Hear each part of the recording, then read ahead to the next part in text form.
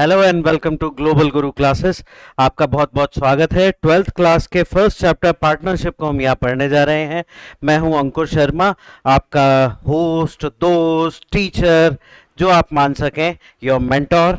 तो अब हम स्टार्ट करते हैं partnership. Basically it is a cooperative mode. कौन सा मोड है? Cooperative mode. कोऑपरेटिव मोड क्या कहता है कि कोऑपरेटिव मोड में दो जने होते हैं जो आपस में मिलके एक साथ बिजनेस को करते हैं। उनका सबसे बड़ा रीजन होता है अपने बिजनेस एक्टिविटी को करना, उससे प्रॉफिट जनरेट करना और मैक्सिमम वेल्थ क्रिएशन करना। ठीक है, चलिए। तो अभी हम पढ़ रहे हैं इसका पार्ट 1, जहां पे हम फंडामेंटल्स के बारे में डिस्कस करेंगे। पार्टनर्स कौन होते हैं या पार्टनरशिप की डेफिनेशन क्या है, क्या उनके फीचर्स हैं। चलिए, सबसे पहले why play solo when you can build a squad. कि आप अभी तक 11th में जो आपने पढ़ा था वो पढ़ा था एक इंडिविजुअल के पॉइंट ऑफ व्यू से, यानी कि एक सोलोप्रेन्योर की तरीके से आज की लैंग्वेज में कहें, या फिर आप उसको कह सकते हैं एक प्रोप्राइटरशिप बिजनेस को आपने ज़्यादा पढ़ा था। ठीक है, तो वहाँ पे क्या होता था, सारी डिसीजन मेकिंग, सारी फाइनेंशियल जितनी भी उनकी रिक्वायरमेंट्स कंप्लीट करनी होती थी या मैनेजरियल रिक्वायरमेंट्स जो भी होती थी, वो सारी चीज़ें एक सिंगल आदमी जिसने वो बिजनेस को स्टार्ट किया है वो ही फुलफिल करता था। अब वो जितना कैपेबल होता था उतनी ही फुलफिलमेंट वो उस बिजनेस में कर पाता था। अब उस चीज की सबसे बड़ी प्रॉब्लम क्या थी कि हमेशा कुछ भी हो तो इस अकेले आदमी को परेशान होना पड़ता है। और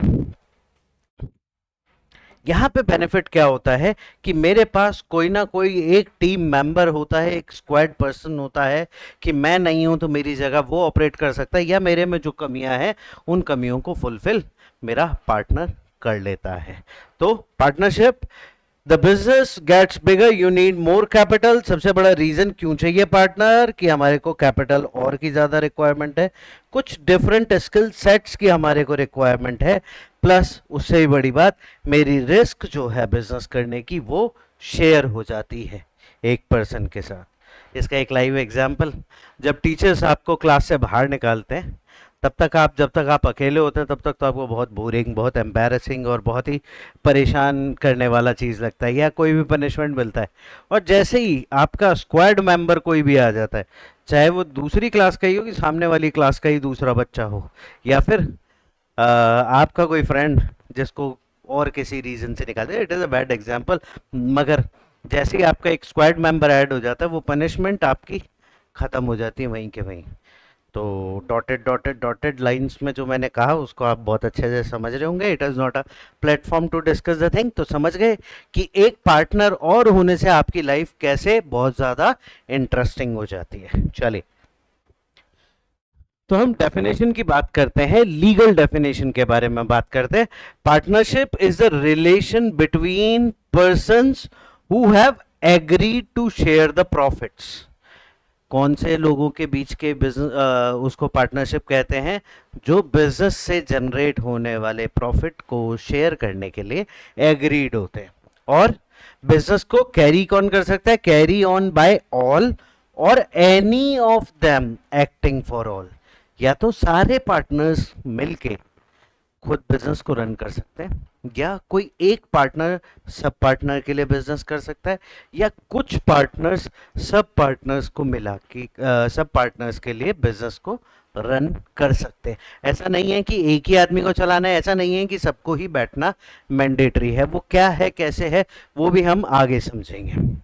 चलिए, तो अब क्या होता है, जैसे ही हमने एक एग्रीमेंट करा कि हाँ भाई हम दो जने हैं जो प्रॉफिट्स को शेयर करना चाहते हैं, रिस्क को शेयर करना चाहते हैं, मैंने आई एक्सेप्ट के बटन को दबाया और अब मेरा काम चला आगे। उसके बाद अब होता क्या है, सबसे पहली रिक्वायरमेंट होती है एक पार्टनरशिप के अंदर एक एग्रीमेंट की। आपने एक वर्ड सुना होगा, partnership deed. Partner deed. Partnership deed is nothing but an agreement between the partners.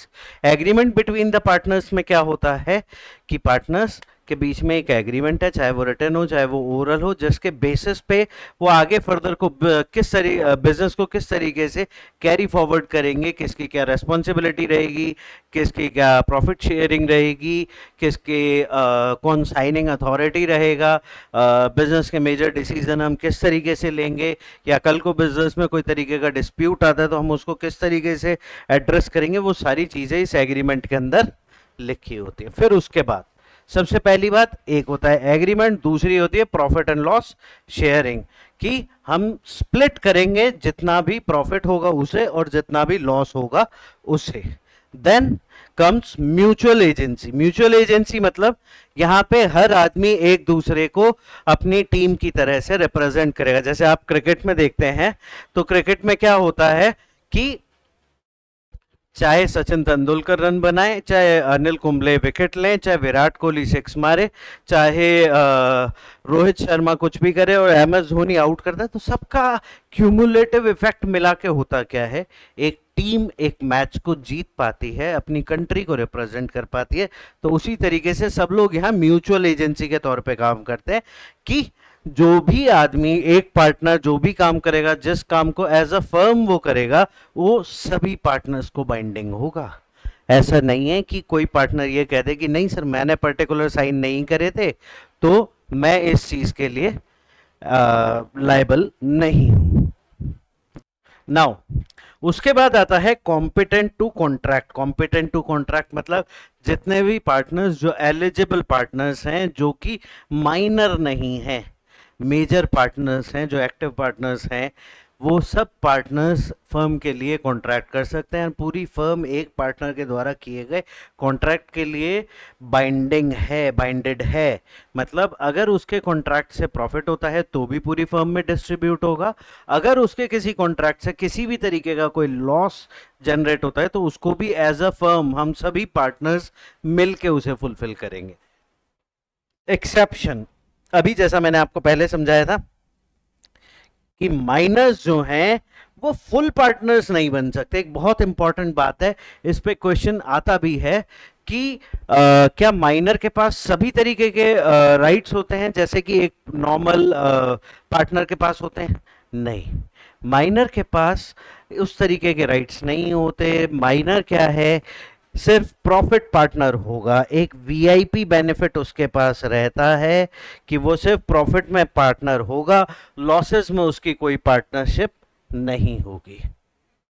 ठीक है, तो पार्टनर्स मतलब किस तरीके से क्रिएट हो रहा है, सबसे पहले एक एग्रीमेंट होता है, फिर उस एग्रीमेंट में क्या होता है कि वो सब एग्रीड हैं प्रॉफिट और लॉस को शेयर करने के लिए। फिर एक म्यूचुअल एजेंसी है जहां पे वन मैन शो नहीं है, जो भी आदमी काम कर रहा है ये माना जाता है कि वो पूरी पार्टनरशिप मिलके इस काम को कर रही है।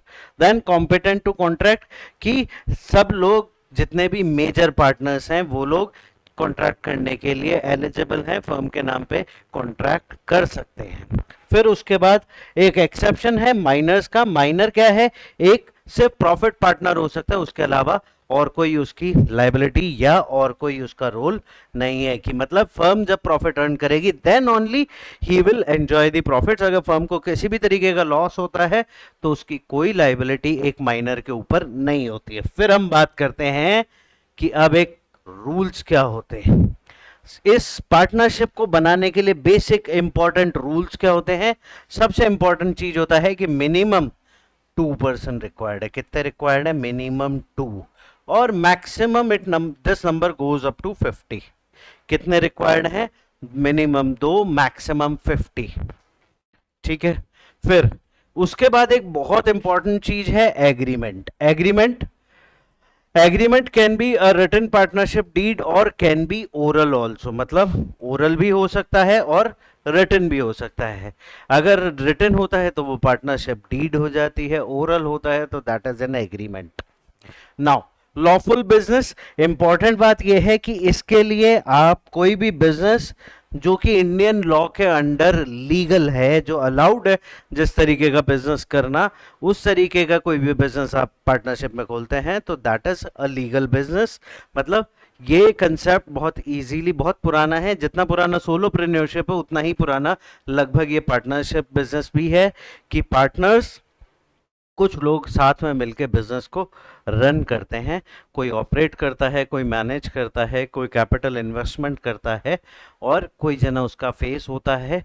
तो ये तरीके का बिजनेस किया जाता है। तो पहला पॉइंट क्या रहा, 2 से 50 आदमी।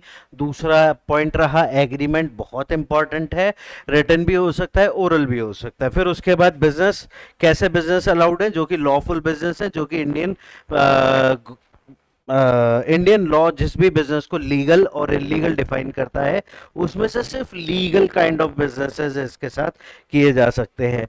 मतलब कल को कोई दो जने मिलके बैंक लूटते हैं तो वहां पे पार्टनरशिप डीड नहीं दिखा सकते सर कि मैंने लूट लिया और मेरा ये वाला पार्टनर जो है इसको भी जेल में लेके चलो प्लीज, क्योंकि मैं अकेला बोर हो जाऊंगा और ये मेरा पार्टनरशिप डीड है, हुई हुई है मेरी इसके साथ, तो मैं इसको मेरे साथ जेल में ले जाऊं।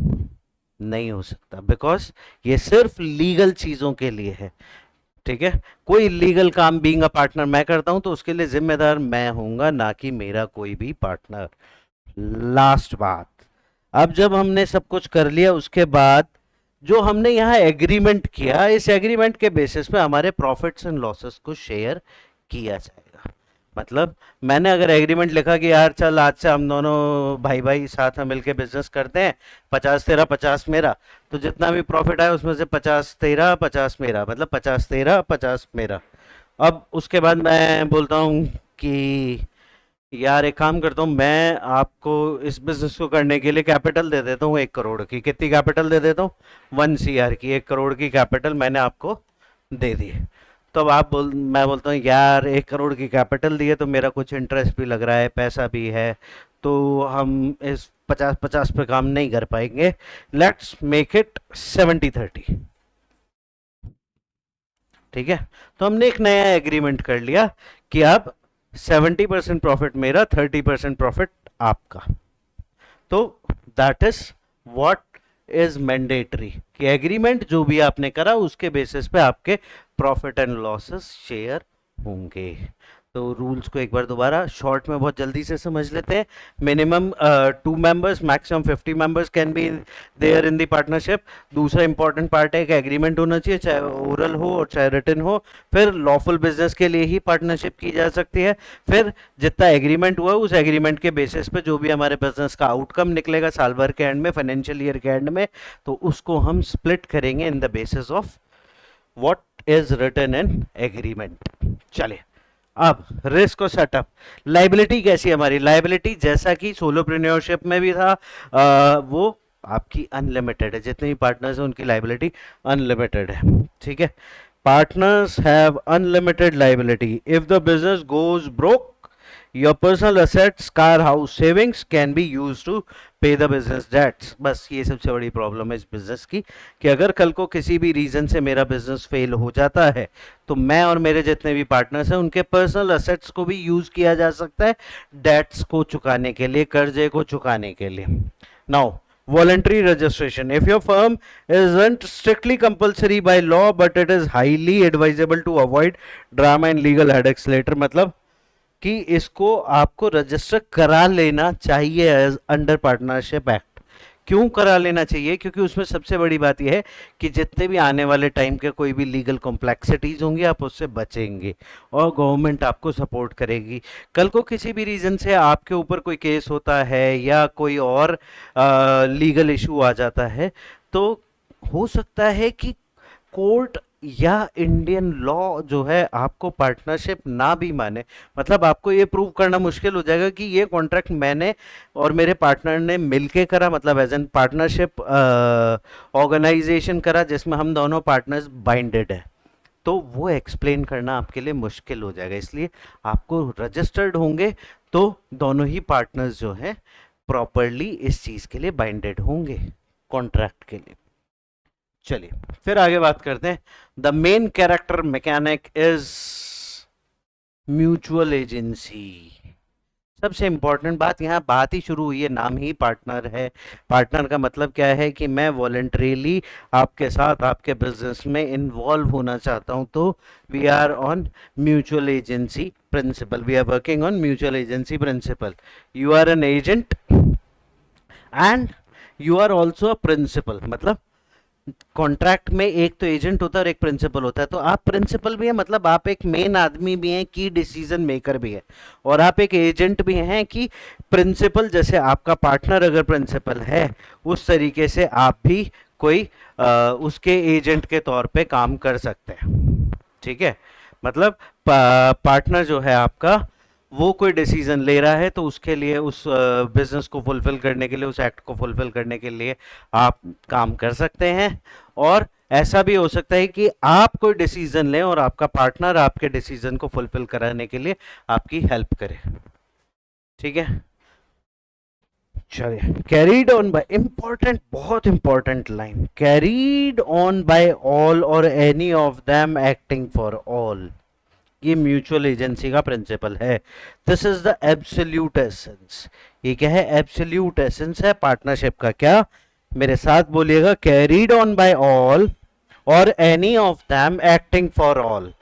सो ये था म्यूचुअल एजेंसी। आगे बात करते हैं, चूज योर पार्टनर। अब आपके पार्टनर्स कौन कौन हैं? हमने ये बहुत सारे ऐसे अलग अलग तरीके के पार्टनर्स होते हैं। Let's take it like a video game, जिस गेम में आप अपना एवतार चूज करते हो कि कैसा होता है, मेरा प्लेयर कैसा दिखना चाहिए, मेरा स्क्वाड मेंबर कैसा दिखना चाहिए। तो ऐसे ही आप अलग अलग टाइप्स के पार्टनर्स हैं, उनको आप चूज कर सकते हैं इनमें से।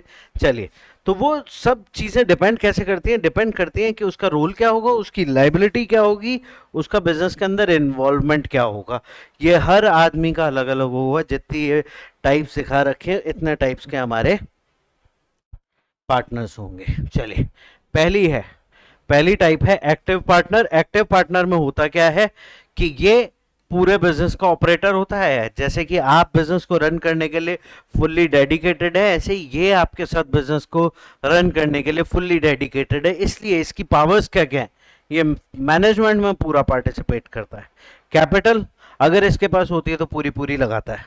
ठीक है, लाइबिलिटी भी अनलिमिटेड होती है। जैसे आपकी अनलिमिटेड है, ऐसे ही इसकी भी अनलिमिटेड रहती है। चलिए, तो ये था एक्टिव पार्टनर, जो कि जनरली बिजनेस में बेसिक रिक्वायरमेंट होती है। उसके बाद बात आती है स्लीपिंग पार्टनर। नेक्स्ट आता है स्लीपिंग पार्टनर। स्लीपिंग पार्टनर कैसा होता है? स्लीपिंग आदमी कैसा होता है? सो रहा है। ठीक है, सोता कब है आदमी? यार मैंने अपना काम कर दिया, अब मैं सो रहा हूं। तो that is kind of this partner. ये एक साइलेंट फंडर है। काम क्या होता है बिजनेस में? सबसे पहला, एक कैपिटल इन्वेस्टमेंट करना। दूसरा इंपॉर्टेंट काम है आपकी रिस्क शेयर करना। ठीक है, तो उसने क्या करा?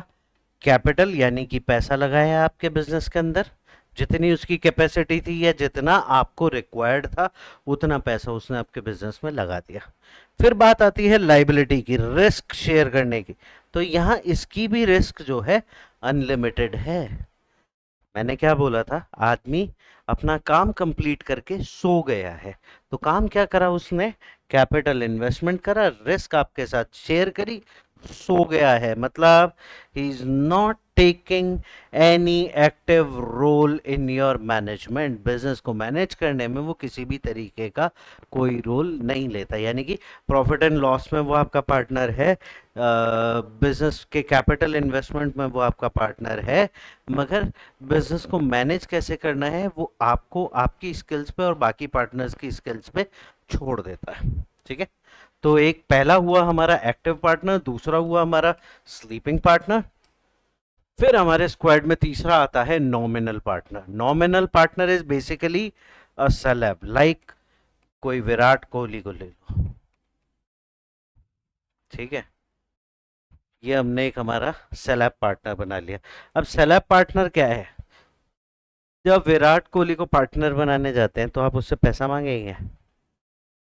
मतलब उसका फेस ज्यादा जरूरी है या उसका पैसा ज्यादा जरूरी है किसी भी बिजनेस के लिए?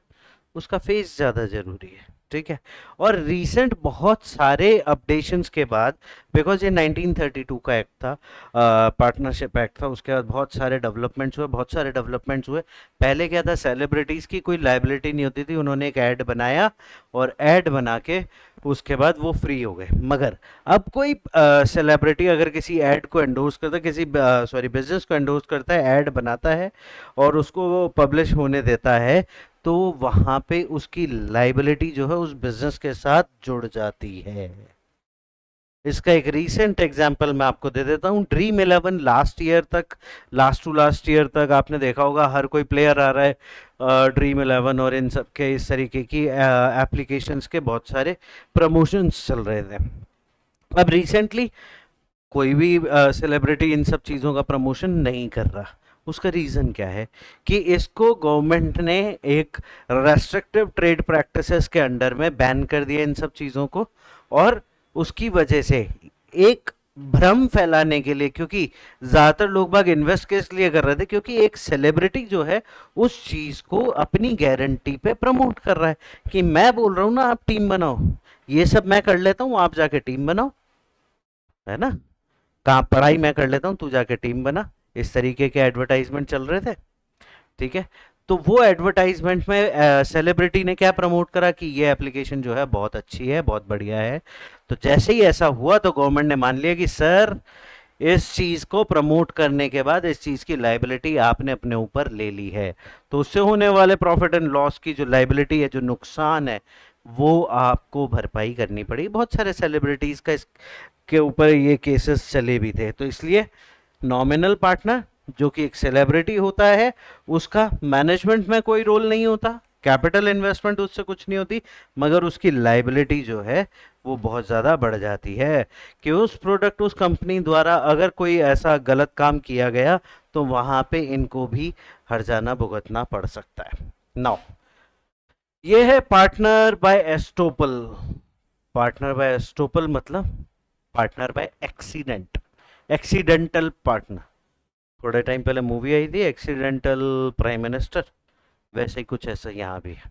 अब यहाँ भी इसके साथ क्या होता है कि ये एक्चुअली बिजनेस का पार्टनर नहीं है, बट ऐसा शो करते हैं, लोगों को ऐसा लगता है कि ये कहीं ना कहीं इस बिजनेस से रिलेटेड है, इस बिजनेस के साथ इन्वॉल्व है। तो अब सेम चीज जो इसके साथ हुई थी, मैनेजमेंट से कोई लेना देना नहीं है, क्योंकि मैंने इसको एज अ पार्टनर नहीं बनाया, एज अ बिजनेस पार्टनर मैंने इसको इंट्रोड्यूस नहीं करा, और क्योंकि ऑफिशियली नहीं आया तो हमने कोई इससे कैपिटल भी नहीं मांगी। मगर अब ऐसा कुछ करने से इसकी लाइबिलिटी जो है वो 100% बढ़ जाती है टू द आउटसाइडर्स। लाइबिलिटी कहाँ बढ़ती है?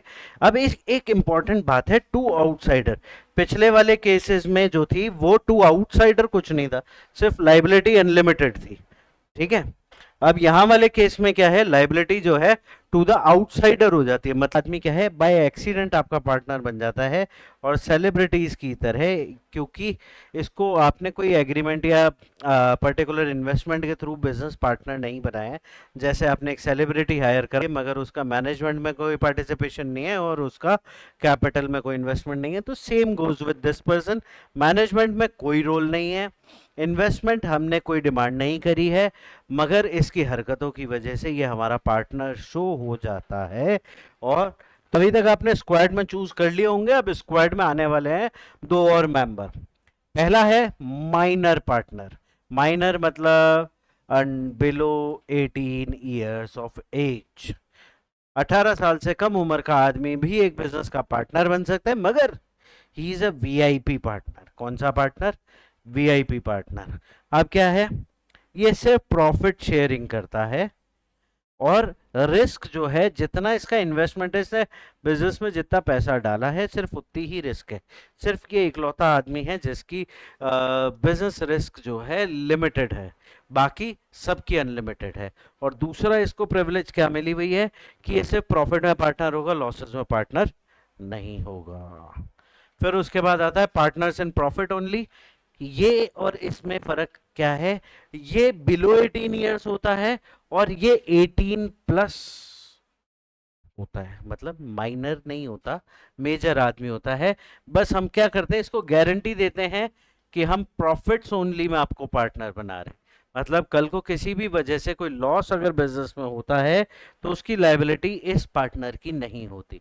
इसकी इसकी जो पूरी रेस्पॉन्सिबिलिटी बनती है वो फर्म के ऊपर बनती है कि फर्म इसको गारंटी करता है कि हम हर साल आपको प्रॉफिट देंगे। अब चाहे फर्म को लॉस हो, चाहे फर्म को प्रॉफिट हो, चाहे फर्म का कुछ भी क्राइटेरिया हो, मगर ईयर एंड पे इसको जो मिनिमम प्रॉफिट आपने गारंटी करा है, you have to pay him. तो रिस्क इस भाई की कुछ नहीं है, मगर एक्सटर्नल रिस्क इसकी बहुत बड़ी है। किन की तरह, किन की तरह? इन दोनों की तरह, सेलिब्रिटी की तरह और एक्सीडेंटल पार्टनर की तरह। ठीक है, फिर हम बात करते हैं इनकॉग्निटो मोड। ये तो हम बहुत बहुत ज़्यादा अच्छे तरीके से इस मोड के बारे में तो जानते ही होंगे। इनकॉग्निटो मोड, गूगल क्रोम पे इनकॉग्निटो मोड ऑन करा और उसके बाद हमने एक सीक्रेट पार्टनर का काम शुरू करा। ठीक है, अब ये सीक्रेट पार्टनर क्या करता है? मैनेजमेंट में पार्टिसिपेट करता है, कैपिटल इन्वेस्टमेंट करता है, लाइबिलिटी अनलिमिटेड होती है, मगर ये अपनी एसोसिएशन जो है उसको अननोन रखता है। मतलब मैं अपनी पहचान को अननोन रखता हूँ, मैं फर्म के अंदर पैसे भी इन्वेस्ट कर रहा हूँ, फर्म की मैनेजमेंट में भी इंटरेस्ट ले रहा हूँ, मगर सॉरी रिस्क भी मेरी जो है अनलिमिटेड है, मगर मैं बाहर की दुनिया को अपना नाम, अपना ब्रांड या कोई और चीज़ डिस्क्लोज नहीं कर रहा हूं कि I am associated with this so and so business. तो ये थे आपके सारे पार्टनर्स में कितने तरीके के पार्टनर्स होते हैं, उनके क्या लाइबिलिटी, क्या रेस्पॉन्सिबिलिटीज हैं, क्या वो करते हैं, उन सब चीज़ों को डिस्कस करते हैं। पहला होता है एक्टिव पार्टनर, जो कि इन्वेस्ट भी करता है, मैनेज भी करता है, प्रॉफिट एंड लॉस को शेयर भी करता है, और लाइबिलिटी होती है इसकी अनलिमिटेड। चलिए, दूसरा होता है आपका स्लीपिंग पार्टनर। स्लीपिंग पार्टनर का काम ये होता है वो अपनी रेस्पॉन्सिबिलिटी कंप्लीट करता है और उसके बाद जाके सो जाता है। रेस्पॉन्सिबिलिटी मतलब इन्वेस्ट करता है बिजनेस में, आपकी रिस्क शेयर करता है, प्रॉफिट एंड लॉस शेयर करता है, मगर मैनेजमेंट के टाइम पे वो सो जाता है, इसलिए उसका नाम स्लीपिंग पार्टनर है। इन्वेस्ट कर रहा है, प्रॉफिट एंड लॉस शेयर कर रहा है, लायबिलिटी शेयर कर रहा है, मगर मैनेज नहीं कर रहा। देन कम्स नॉमिनल पार्टनर, जो कि सिर्फ नाम के लिए होता है, उसका कोई इन्वेस्टमेंट नहीं होता, वो मैनेज भी नहीं करता है, सिर्फ प्रॉफिट शेयर करता है आपके साथ, और लाइबिलिटी जो है आउटसाइडर्स के लिए लिमिटेड होती है। फिर होता है फोर्थ नंबर पे पार्टनर बाय एस्टोपल, यानी एक्सीडेंटल पार्टनर। एक्सीडेंटल पार्टनर, इससे ये कोई इन्वेस्टमेंट नहीं करता है, ये बिजनेस को मैनेज भी नहीं करता है, सिर्फ प्रॉफिट्स आपके साथ शेयर करता है, और लाइबिलिटी जो है आउटसाइडर्स के लिए होती है, बिजनेस के लिए कोई लाइबिलिटीज की नहीं होती। Then comes minor. माइनर मतलब बिलो 18 ईयर्स ऑफ एज का आदमी, जो कि बिजनेस में चाहे तो इन्वेस्ट कर सकता है, मगर मैनेज नहीं करेगा, प्रॉफिट और लॉस में से सिर्फ प्रॉफिट शेयर करेगा, लॉस शेयर नहीं करेगा, और लाइबिलिटी जो है 100% लिमिटेड है, मतलब जितना उसने इन्वेस्ट करा है उतनी है। फिर प्रॉफिट ओनली पार्टनर, यहाँ पे क्या होता है, माइनर और इसमें बस एक छोटा सा डिफरेंस होता है, यहाँ पे फर्म इसको प्रॉफिट गारंटी करती है, लॉस के लिए इसकी कोई रेस्पॉन्सिबिलिटी नहीं होती। ठीक है, तो ये इन्वेस्ट भी कर सकता है, मैनेज भी कर सकता है, प्रॉफिट ओनली पार्टनर होता है, और लाइबिलिटी जो है आउटसाइडर्स के लिए होती है। फिर एक आता है इनकॉग्निटो मोड, यानी कि सीक्रेट पार्टनर में इन्वेस्ट भी करता है, मैनेज भी करता है, प्रॉफिट एंड लॉस शेयर भी करता है, और लाइबिलिटी भी 100% होती है। फिर ऐसा क्या है जो इसको अलग से रखा गया है? वो है कि ये सिर्फ अपना नाम जो है मार्केट में शेयर नहीं करता है। स्टॉप। और क्या हम इन सब चीजों को याद किस तरीके से रख सकते हैं, कौन कौन से पार्टनर्स है? तो पहला है एक्टिव, दूसरा है स्लीपिंग, तीसरा नॉमिनल, चौथा पार्टनर है स्टॉपर, फिर माइनर, फिर प्रॉफिट ओनली पार्टनर, और फिर सीक्रेट पार्टनर। ASNPNPS, AS बोलिए, ASNPNPS। पार्टनरशिप बहुत ही शॉर्ट तरीके से मैं आपको समझाता हूँ। एक तो होता है इसमें एग्रीमेंट, एग्रीमेंट ओरल भी हो सकता है और रिटन भी हो सकता है। ठीक है, इसे कहते हैं हम पार्टनरशिप डीड। ठीक है, फिर उसके बाद मिनिमम 2 और मैक्सिमम 50 मेंबर्स हो सकते हैं। प्रॉफिट और लॉस दोनों की शेयरिंग के बारे में बात होती है। दूसरा म्यूचुअल एजेंसी के बारे में बात होती है, one for all and all for one. फिर उसके बाद लॉफुल बिजनेस के लिए किया जा सकता है, लीगल बिजनेस जहाँ भी ये सारी चीजें एक साथ मिल जाती है तो क्या बन जाती है? पार्टनरशिप। ये है cheat codes types of partners का, जिसमें active partner, A for active partner, then इस पे sleeping partner, N for nominal partner, P for partner by estoppel, M for minor partner and P for profit only partner और S for secret partner, जो कि सिर्फ अपना नाम नहीं बताता, बाकी सारे काम करता है। और इसी का अपोजिट क्या है? स्लीपिंग पार्टनर, जो अपना नाम देता है, काम कुछ नहीं करता है, इन्वेस्ट करता है, रिस्क शेयर करता है, प्रॉफिट शेयर करता है, लॉस शेयर करता है, मैनेज नहीं करता।